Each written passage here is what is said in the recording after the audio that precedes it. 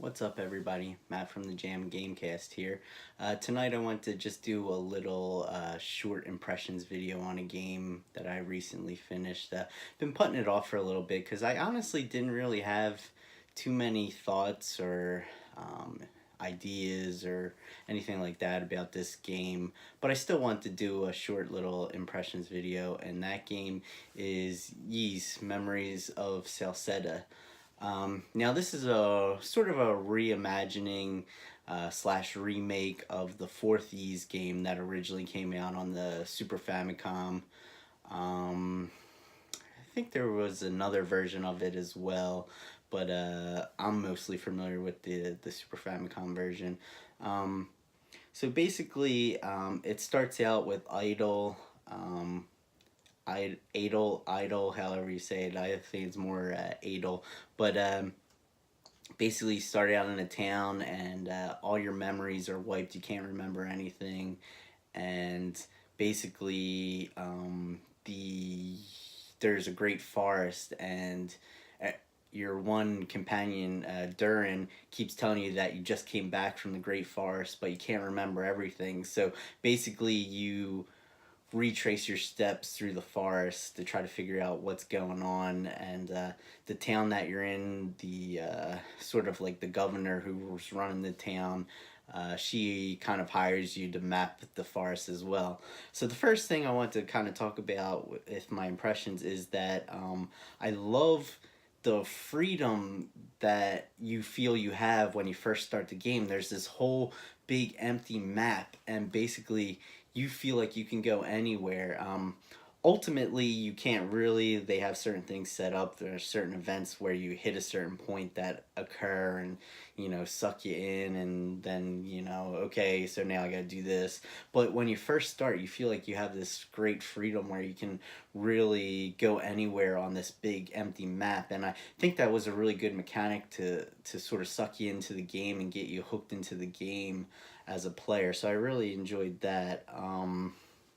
I also liked that they didn't complicate the story. There's so many games that come out now that try to do these overcomplicated stories with secrets and twists at the end or during the game.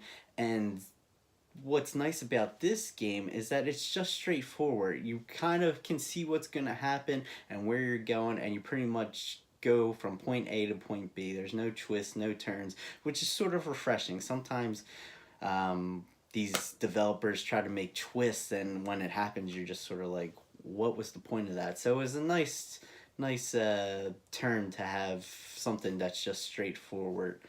And next, speaking of straightforward, another mechanic that I really enjoyed about the game is that the equipment was just really straightforward. You had your weapon, you picked up a stronger weapon to increase your strength, you picked up better armor to have better defense, and that was pretty much it. There wasn't these like overcomplicated, you know, systems for armor and, different things you can equip for your weapons and everything. It's just straightforward.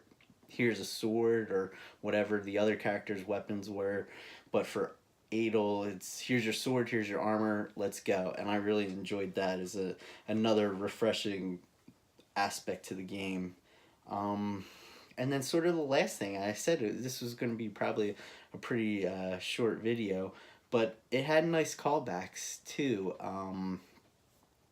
There's different as you're going through the game, there's different points where you remember things and you're gaining back memories, and there's great references to Dogi, who is basically Adel's partner in most of the games, and he's your number one guy that's always helping you out and everything. So there's nice callbacks. You sort of remember stuff about Dogi. Unfortunately, he's not a character in the game. You just see him in flashbacks and everything. But I thought that was a nice touch. And also, this has nice references to Asteria and the Tower of Darm, which are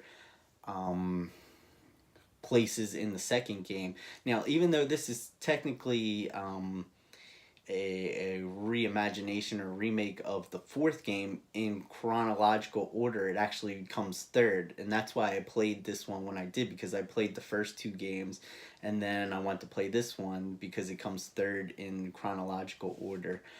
So I played this game, and I thought that that was cool that they had callbacks to the second game, which is where Adel most likely was prior to coming to this new area or this new town. So I thought that that was really cool. Um, so in final thoughts, I really enjoyed the game. When I finished playing it originally, and it's been a few weeks since I finished playing it, because I've been meaning to do this video, but I need to think about what I want to say because there wasn't a whole lot.